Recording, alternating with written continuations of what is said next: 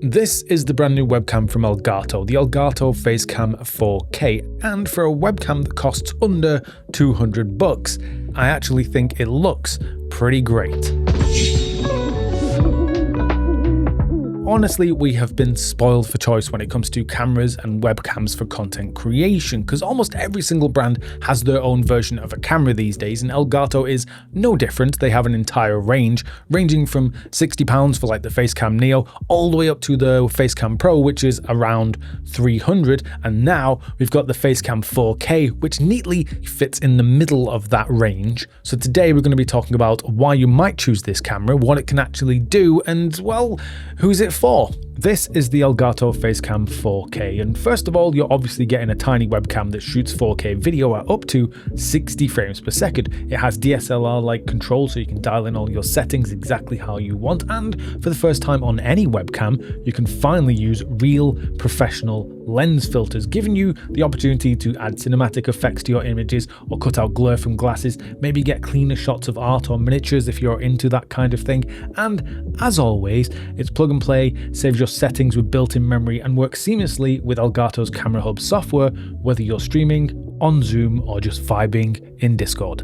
Effectively, the Facecam 4K is kind of like the next in line above the Facecam Mark II, which is what I covered about a year or so ago when this came out, because this is the 1080p 60 webcam, where this one has a higher resolution at 4K 60, and also obviously the new filter system and a couple of other things which I will get into soon. But first, I should probably let you know what you get in the box if you do pick up a Facecam 4K.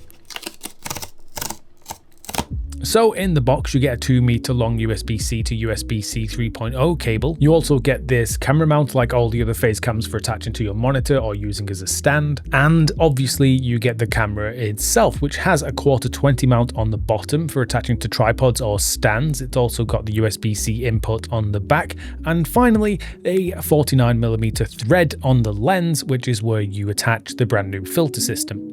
Something you might have noticed about the new Facecam 4K is this time around we don't have a built-in privacy screen like we do on the Facecam Mark II, and that's obviously because we have the new filter system, so it needs to screw on instead. But Elgato have you covered, so if you do pick up the Facecam 4K, at checkout you'll be able to choose to have a privacy cap included, or if you don't need it and you aren't bothered, you can choose to have a circular polarizer instead, which is great for removing like glare and like reflections from your image.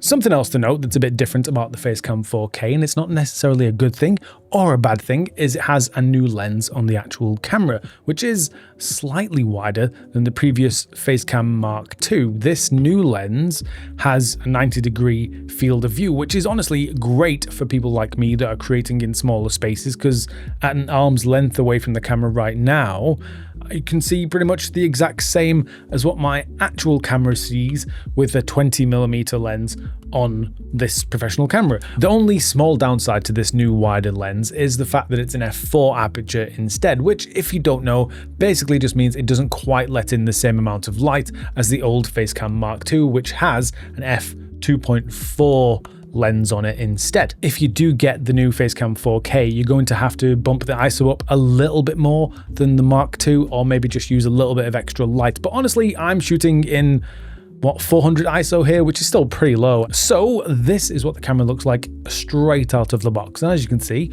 looks pretty decent as far as automatic settings go. My skin looks like skin. I'm exposed okay. I'm not too dark or too bright.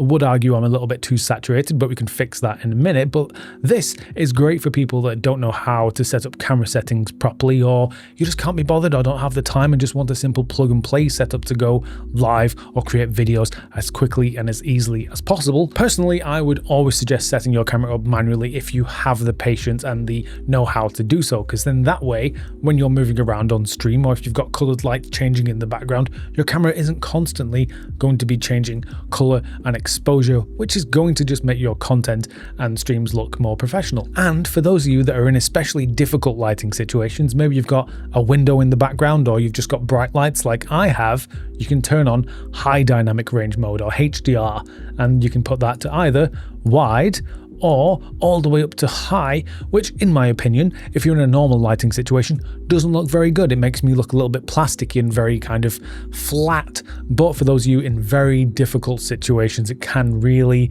save your image if you're finding it difficult to expose your face and your background at the same time. So test it out, see which one you find looks the best. But personally, I like standard the most.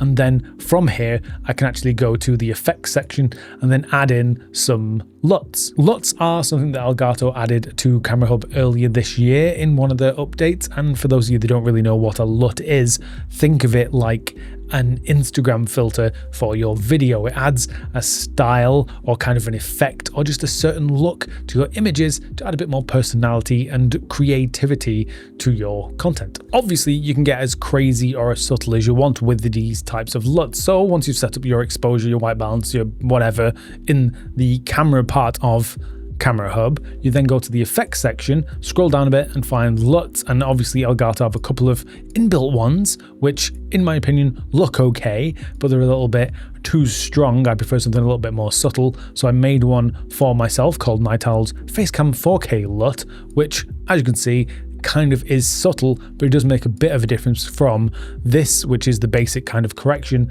and then this is my kind of LUT, which personally just adds a little bit of contrast and mutes the colors a little bit to something that looks more like the normal videos I make on my professional camera. And that neatly brings us onto the newest feature of the Elgato Facecam 4K, which is professional lens filters. Throughout the entire video here, I've been using a lens filter on this image. I've been using my favorite filter, which I always have on every single lens I own, which is a black pro mist. And if I take it off the lens, you should see the difference. So as you can see, the lights behind me look a little bit harsher now. And if I add that back on, it adds like a nice bloom effect to all of my RGB lights and stuff like that, which softens my image, makes it a little bit more dreamlike, and also helps to hide blemishes and like soften my skin and stuff so I don't look like a 80-year-old man. Some of you are probably going to see this as a little bit gimmicky because, well, it is a bit gimmicky in some ways. It adds some style and some character and some personality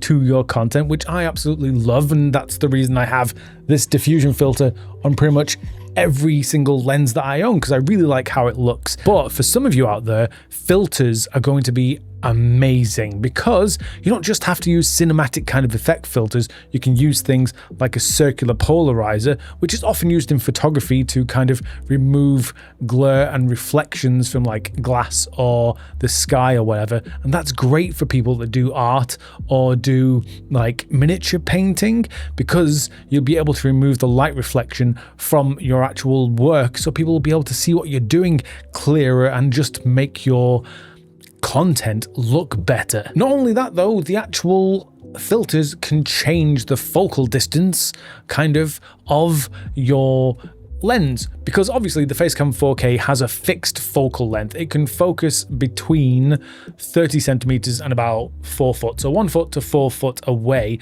But what if you're using this camera to record close-ups of miniatures again?